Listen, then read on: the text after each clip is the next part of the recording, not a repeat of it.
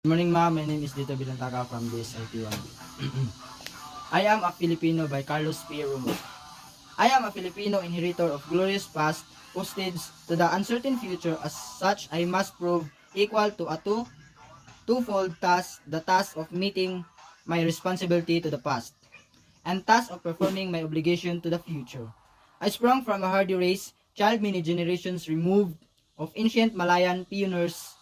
Across the centuries, the memory comes rushing back to me, of brown skin, men putting out to sea in ships that were as frail as their hearts were stout.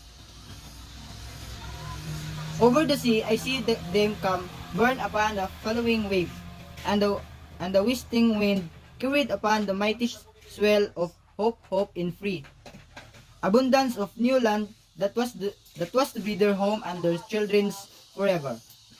This is the land they sought and found, every inch of shore that their eyes first set upon, every hill the appearances thereof, the black and fertile soil, the seas and lakes and rivers teeming with fish, the forests with their inexhaustible wealth in wildlife in timber, the mountains with their bowels swollen with minerals.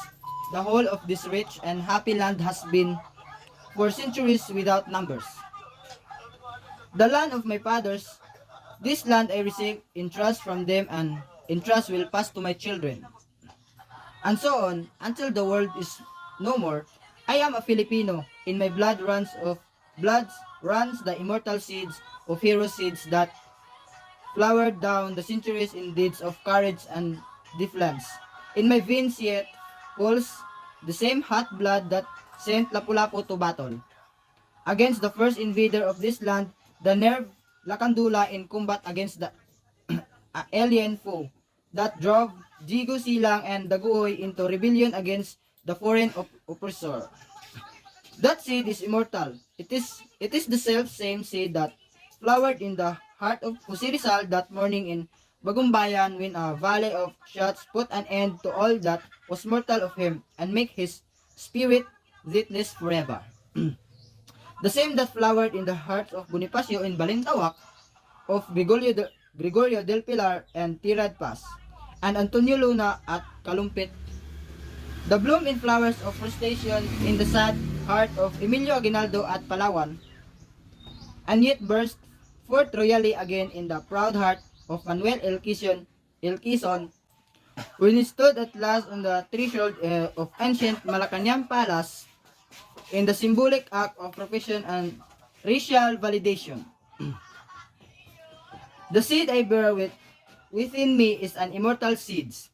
It is the mark of my manhood, the symbol of dignity as a human being, like the seeds that we were once buried in the tomb of Tutankhamen many thousand years ago. It shall grow and flower and bear fruit again. It is the insignia of my race, and my generation is but a stage in the unending search of my people, freedom and happiness. I am a Filipino, child of marriage of the East and West. The East with its languor of mysticism, its passivity to and endurance, was my mother, and my sire was the West that come thundering across the seas with the cross and sword and the machine. I am of the East, an eager participant in its spirit and in its struggles for liberation from the imperialist yoke. But I also know that the East must awake from its centuries sleep, shake off the lethargy that has bound these lives, and start moving where destiny awaits.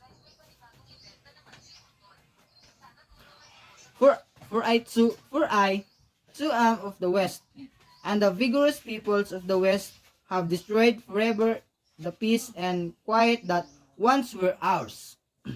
I can no longer live, a being apart from those whose world now trembles to the roar of bomb and cannon shot. I cannot say of a matter of universal life and death, of freedom and slavery for mankind. that it concerns me not, for no man and no nation is an island, but a part of a main. There is no longer an east and west only, individuals and nation making the momentous choices which are the highest up which highest upon which history resolves. At the vanguard of progress in this part of the world, I stand a forlorn figure in eyes and some, but not one defeated and lost.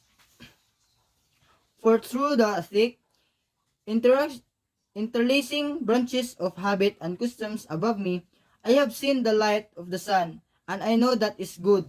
I have seen the light of the justice and equality and freedom.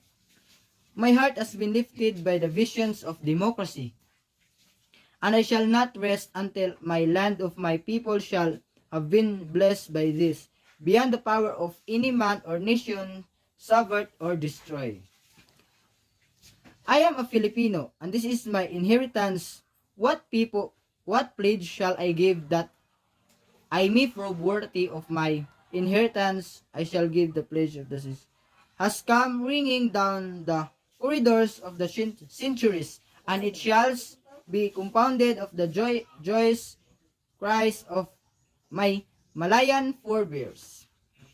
When first they saw the contours of this land loom before their eyes, of the battle cries that have resounded in every field of combat from Mactan to Tirad Pass, of the voices of people when they sing. Out of the last green of these 7,000 isles, out of the heartstring of 16 million people all vibrating to one song, I shall weave and the mighty fabric of my pledge. Out of the song of the farmers at sunrise when they go to labor in the fields, out of the sweat and the hard-beating plowners in Malig and Coronadal, out of the silent endurance stevedores at the players and the ominous grumbling of peasants in Pampanga, out of the first cries of babies newly born and the lullabies that mothers sing, out of the crashing of gears and the whine of turbines in the factories, out of the crunch of plowshares upturning the earth, out the limitless patience of teachers in the classroom and doctors in the clinic, out of the tramp of soldiers marching, I shall make the pattern of my pledge. I am a Filipino born to freedom, and I shall not rest until freedom shall have been added unto my inheritance, from myself and my children and my children's children's forever. Thank you.